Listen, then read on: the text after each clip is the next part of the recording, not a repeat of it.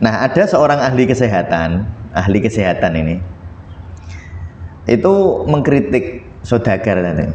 Kira-kira beginilah, Pak, zaman modern kayak gini kok pakai doa? Apa pentingnya doa? Karena Pak Ustadz tadi itu tiba-tiba ngomong sama ahli kesehatan. Ngomongnya begini, saya heran ya, orang kayak Anda kok dipercaya ya sama raja, waktu itu kan raja, untuk jadi menteri kesehatan, untuk jadi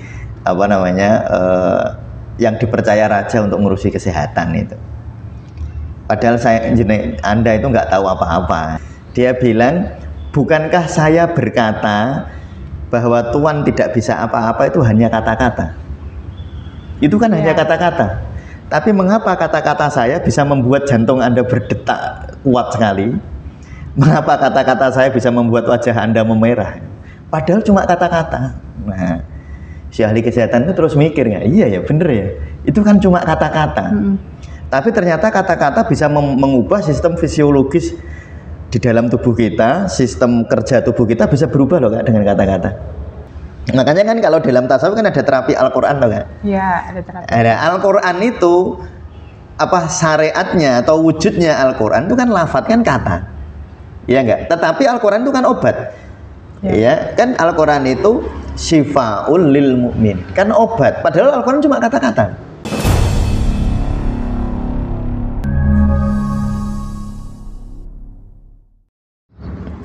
Assalamualaikum warahmatullahi wabarakatuh. Waalaikumsalam warahmatullahi wabarakatuh.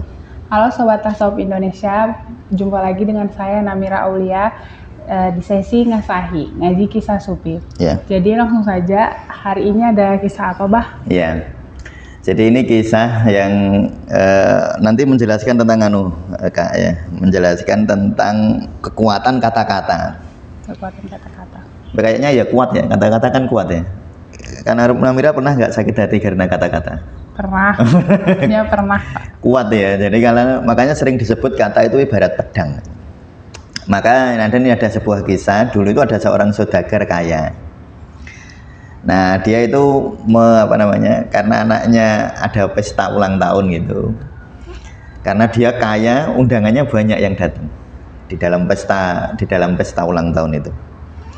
Ada ahli kesehatan, ya dokter keluarga lah gitu kira-kira ya, tabib keluarga.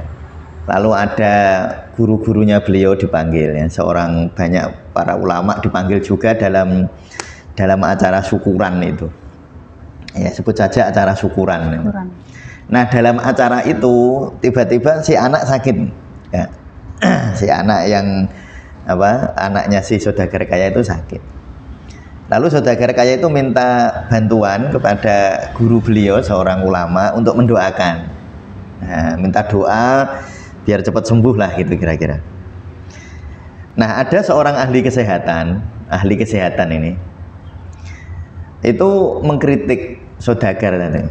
Kira-kira beginilah, Pak, zaman modern kayak gini kok pakai doa? Apa pentingnya doa? Kata ini si ahli kesehatan itu, doa nggak penting katanya. Sekarang itu kan sudah ada antibiotik, ada obat penurun penghilang rasa sakit. Nih. Ada macam-macam obat sekarang, ada vitamin, ada gini, tinggal minum. Ngapain pakai doa katanya. Nah, tiba-tiba si seorang ulama tadi, kalau di Indonesia ya kiai gitu. Kiai. Kalau di Medan ada kiai. Medan ada apa namanya? Tapi kita nyebutnya tetap ustadz sih. Ustadz, oh ya, sebutnya ustadz atau kiai gitu ya. Nah, itu si kiai tadi atau Pak Kiai tadi atau Pak Ustadz tadi itu tiba-tiba ngomong sama ahli kesehatan. Ngomongnya begini, saya heran ya, orang kayak Anda kok dipercaya ya sama raja, waktu itu kan raja, untuk jadi menteri kesehatan, untuk jadi yang dipercaya raja untuk ngurusi kesehatan itu. Padahal Anda itu nggak tahu apa-apa. Kata si ulama tadi, si ahli kesehatan tadi kan merasa marah. Dia, wah, aku ini orang kepercayaan raja kok dibilang nggak tahu apa-apa. Marah dia, wajahnya merah ya. Dia membentak kan, membentak. Terus si kiai tadi bilang, sabar, santai dulu. Sebenarnya saya bilang begitu kepada Tuan, saya punya maksud katanya. Apa maksudmu? Katanya ini. Dia bilang, bukankah saya berkata bahwa Tuan tidak bisa apa-apa itu hanya kata-kata? Itu kan hanya kata-kata. Tapi mengapa kata-kata saya bisa membuat jantung Anda berdetak kuat sekali? Mengapa kata-kata saya bisa membuat wajah Anda memerah? Padahal cuma kata-kata. Nah, si ahli kesehatan itu terus mikir, iya ya bener ya, itu kan cuma kata-kata. Tapi ternyata kata-kata bisa mengubah sistem fisiologis di dalam tubuh kita, sistem kerja tubuh kita bisa berubah loh Kak dengan kata-kata. Kak Namira mesti pernah misalnya kata-kata orang, misalnya Kak Namira pernah stres ya? Pernah ya kan stres, terus dihibur-hiburnya pakai apa? Kata-kata kan? Kata-kata. Iya, ngiburnya kan pakai kata-kata ya, motivasi gitu. Kan habis dikasih motivasi oleh orang yang Kak Namira percaya ya, atau Kak Namira sangat menghormati, kan tubuh Kak Namira berubah kan.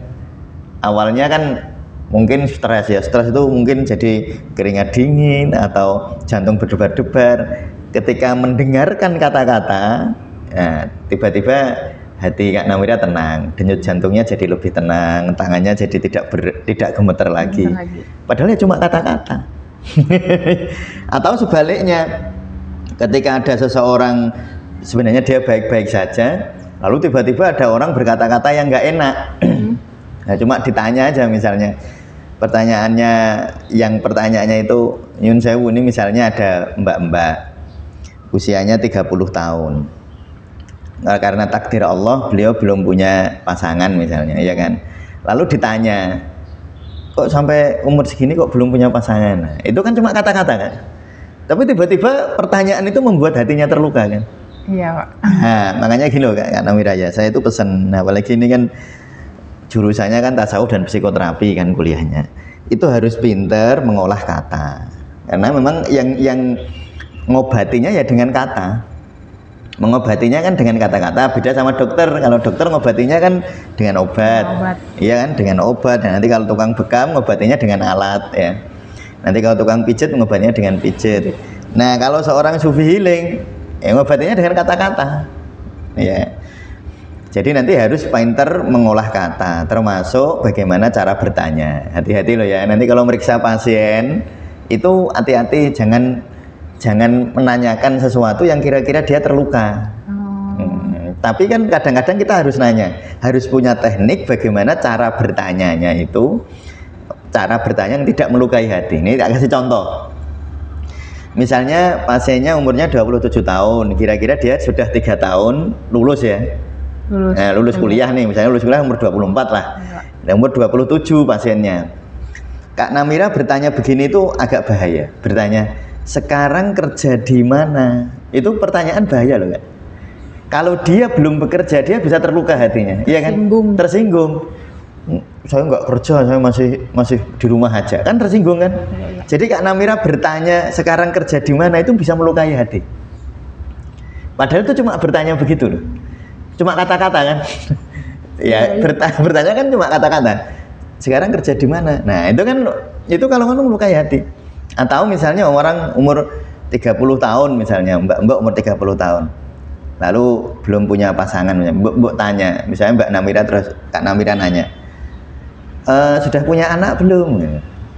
Itu kira-kira melukai hati kan? Saya belum menikah, ditanya gitu kan, melukai hati. Lalu ada lagi macam-macam lah. Jadi hati-hati dalam bertanya. Nah, kita ini juga gini ya, suka sekarang itu modelnya orang tidak pintar mengolah rasa Kak. Contohnya gini, ada orang lewat, temen lama lah lewat. Terus ketika bertemu langsung begini, loh sekarang kok gemuk sekali loh gitu itu. Oh itu kayaknya sederhana dan jadi kebiasaan. Padahal kata-kata seperti itu bisa jadi penyakit. Kita tidak sedang memberikan kebaikan, tapi sebenarnya sedang mengirimkan penyakit kepada seseorang. Seneng nggak kira-kira kalau orang Nyun Sewu ya, dia ini sudah stres ya, berat badannya sekian, udah stres, lalu ketemu kamu nanya gitu, oh sekarang kok gemuk ya, itu gimana itu? Kan sakit hati ya? Hati semakin down lagi. Semakin down, nah, atau sekarang kok kurus banget ya, sakit hati juga. Iya. Nah, jadi jangan suka gitu ya, jangan suka nyelemong kalau istilah apa ya? Nyelemong itu bahasa Jawa apa bahasa Indonesia?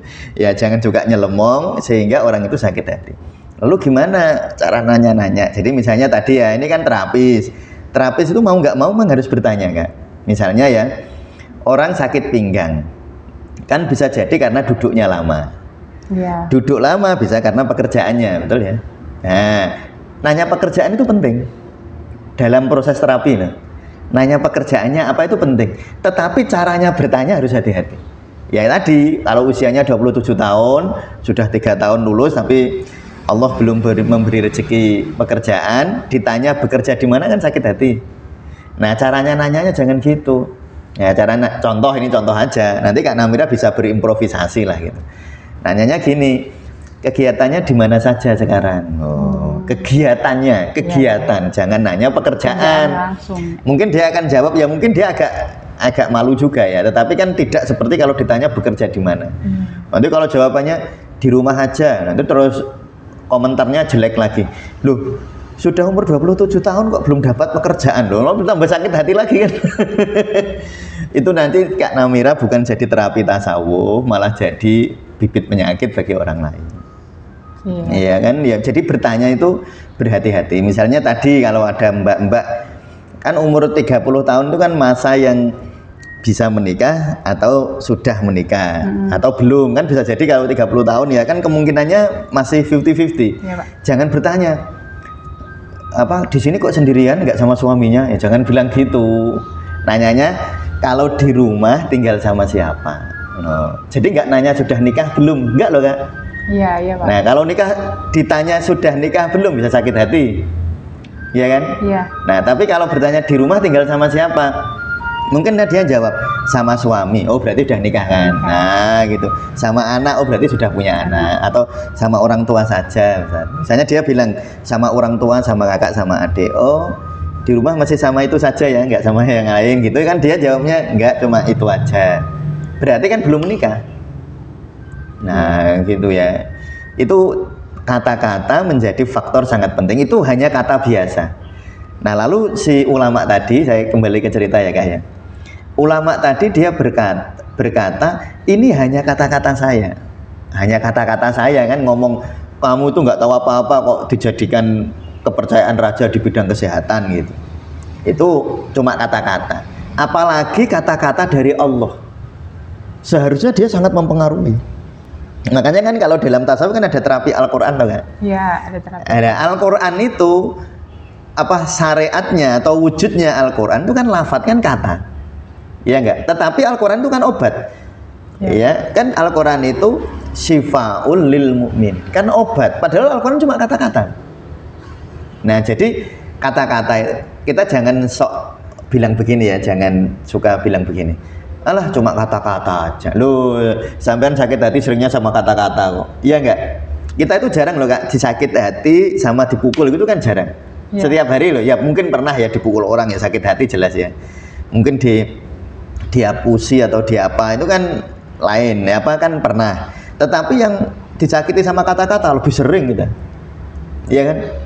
Nah, ada orang kata-katanya kasar, kata-katanya pedas atau menanyakan atau mengomentari sesuatu yang kita nggak suka, ya kan? Misalnya saya itu sering Kak Namira ya, sebenarnya banyak orang, ini contoh terapi ya, tak kasih contoh.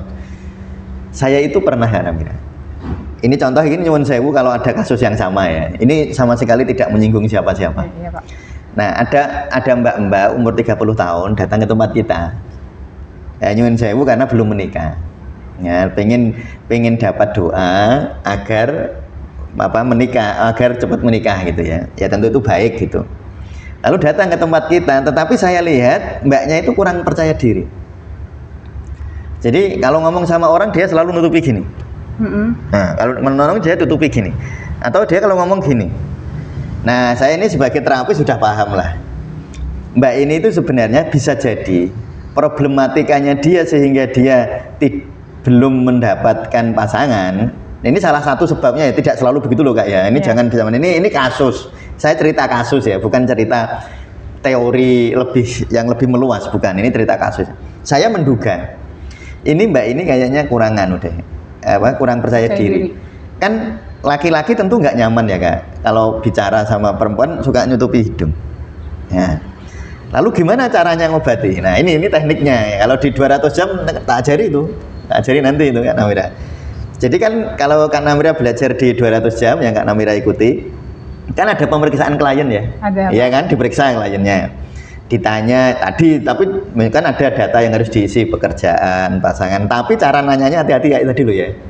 Kalau di catatan kita kan kita tulis, misalnya belum menikah kita tulis. Tapi cara nanyanya jangan sudah menikah belum, jangan. Nanti bisa sakit hati. Nah, kan ada pemeriksaan fisik juga kan. Coba kita rasakan penerimaan terhadap tubuh. Nah, Mbak ini waktu saya periksa, coba rasakan kehadiran hidung Mbak.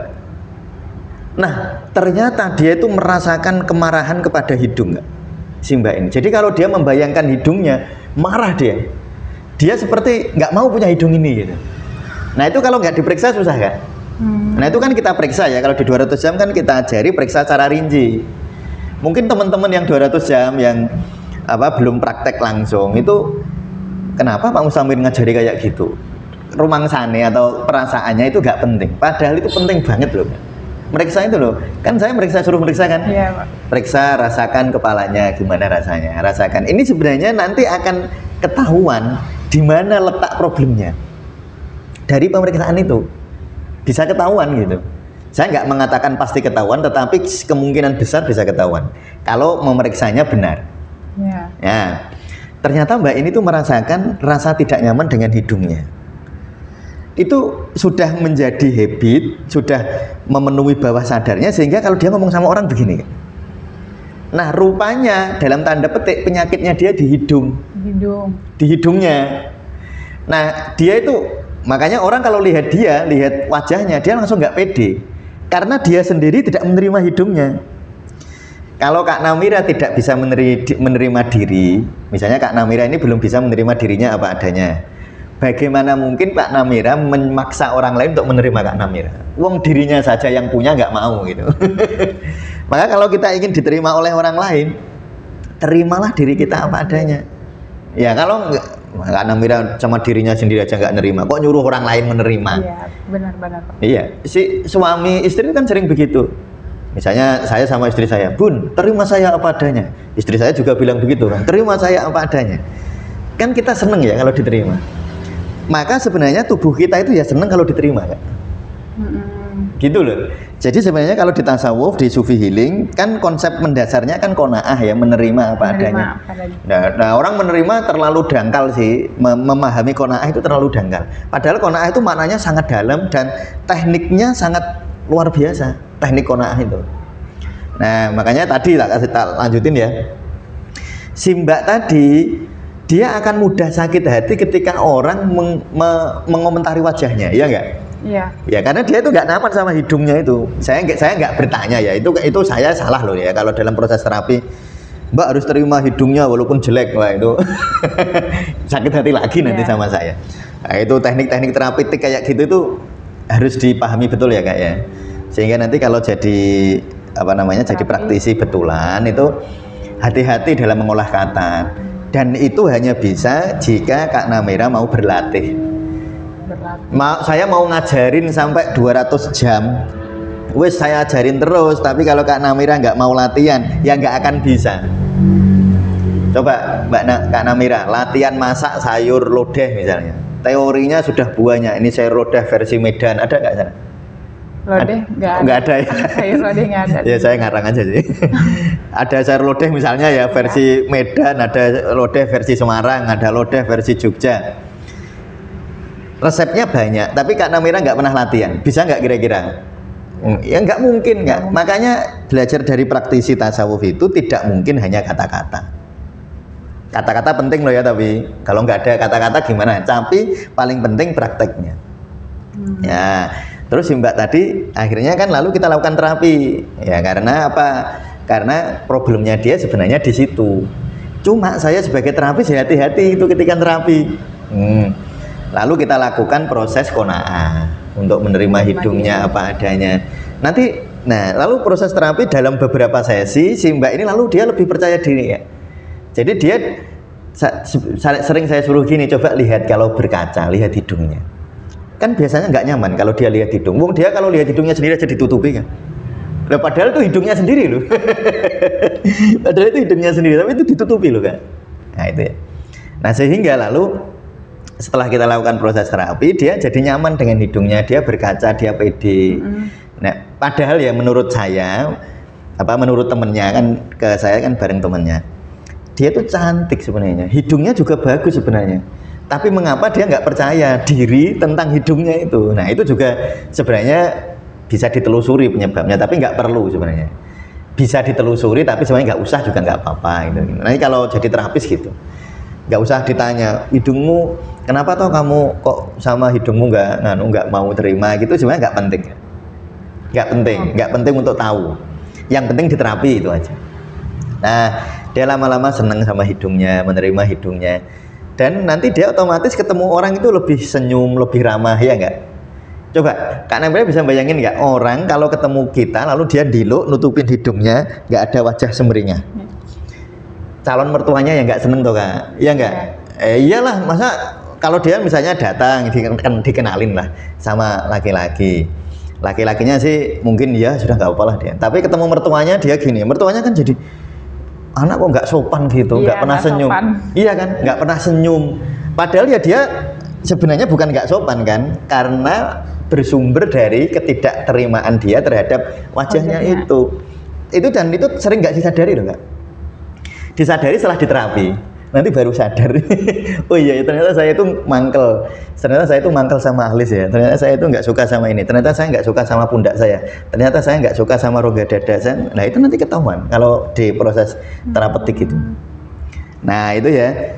Jadi si Mbak ini lalu lama-lama dia lebih percaya diri. Alhamdulillah beberapa bulan kemudian dia menikah.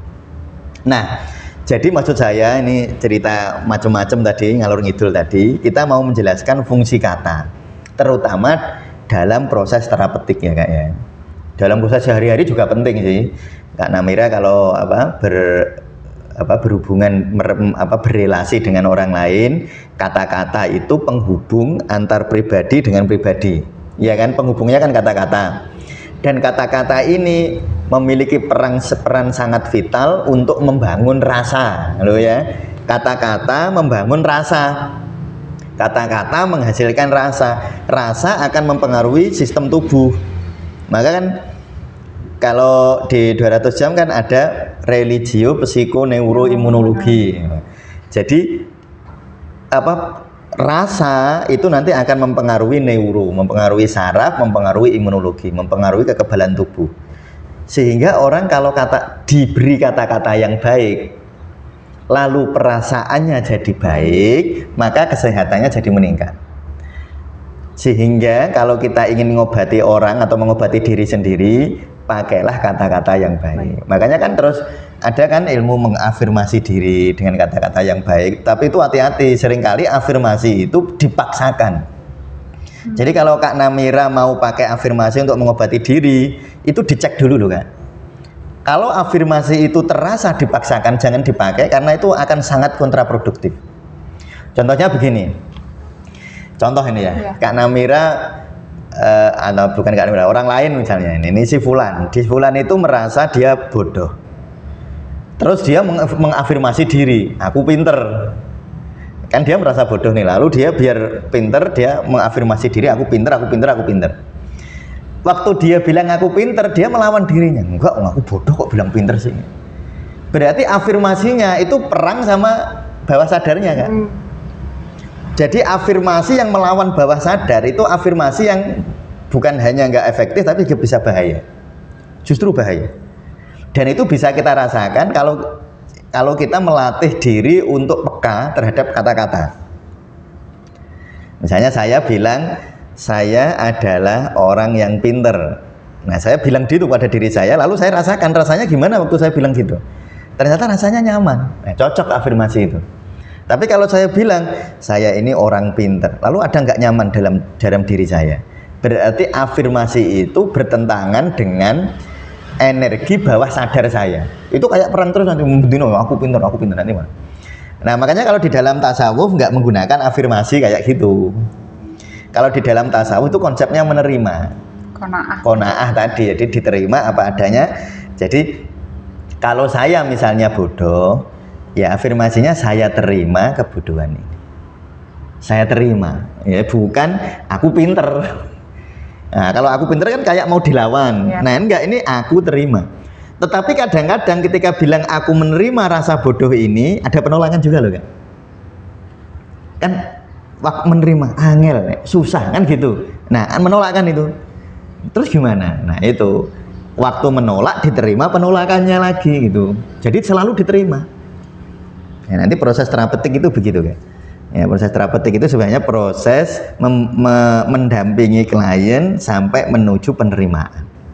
Karena kalau sudah menerima, pintu gerbangnya terbuka. Jadi kalau misalnya kalau di tempat kita kan proses terapinya bisa dengan bekam ya, dengan akupresur. Kalau di dokter misalnya dengan antibiotik, dengan obat penghilang rasa sakit, dengan ini kalau di dokter ya. Nah, pintu gerbangnya di penerimaan dulu. Kalau orang yang menerima, teknik apa saja akan lebih efektif ya. Contoh yang paling kelihatan tuh kalau akupresur, Kak Namira ya. Itu contoh paling kelihatan, paling sering kita amati. Orang kalau di akupresur misalnya dipijat titik usus besar, ini kan titik usus besar nih. Harusnya kalau orang dipencet di sini, energinya harusnya ngalir kan. Harusnya meridian kan, meridiannya kan dari sini naik ya ke sini sampai ke sini, itu usus besar. Nah, ketika dipencet di sini harusnya ngalir.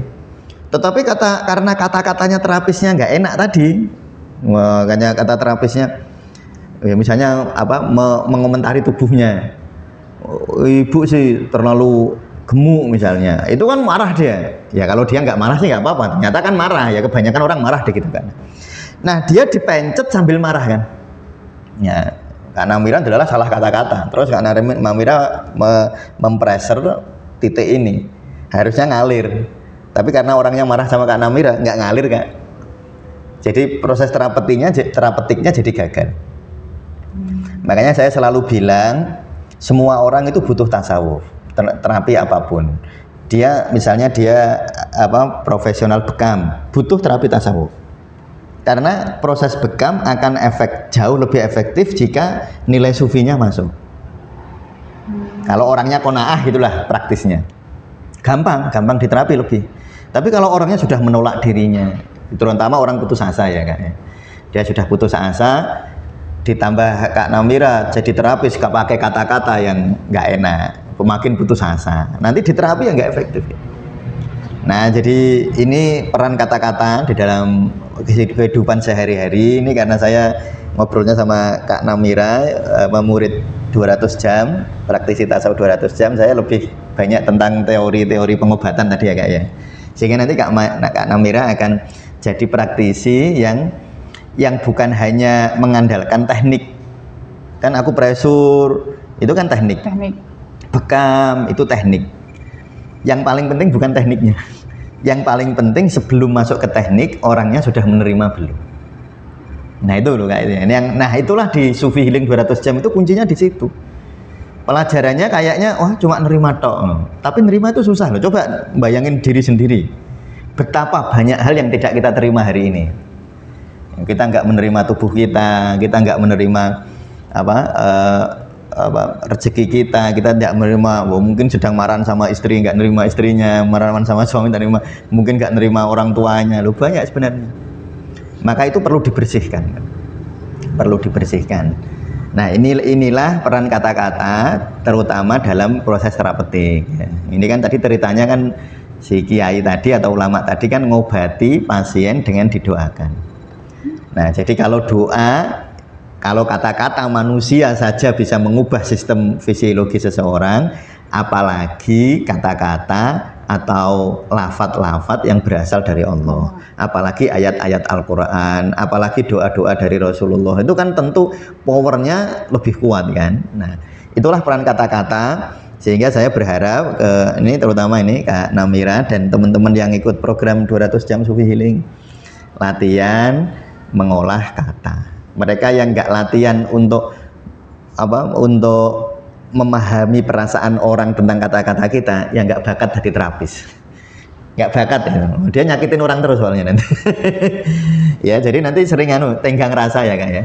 Ya Kak Namira itu kalau orang Jawa itu olah rasa. Jadi kira-kira kalau aku ngomong begini dia sakit hati nggak ya? Gitu itu latihan gitu itu loh. Ya, itu latihan sehingga nanti ketika jadi praktisi Kak Namira sudah terbiasa untuk ngobrol sama orang yang kata-kata yang keluar adalah kata-kata yang mengobati, bukan kata-kata yang menyakiti. Ya, saya kira gitu Kak Namira. Oke, demikian kisah hari ini. Terima kasih untuk yang menonton sampai akhir video. Assalamualaikum warahmatullahi wabarakatuh. Waalaikumsalam warahmatullahi wabarakatuh.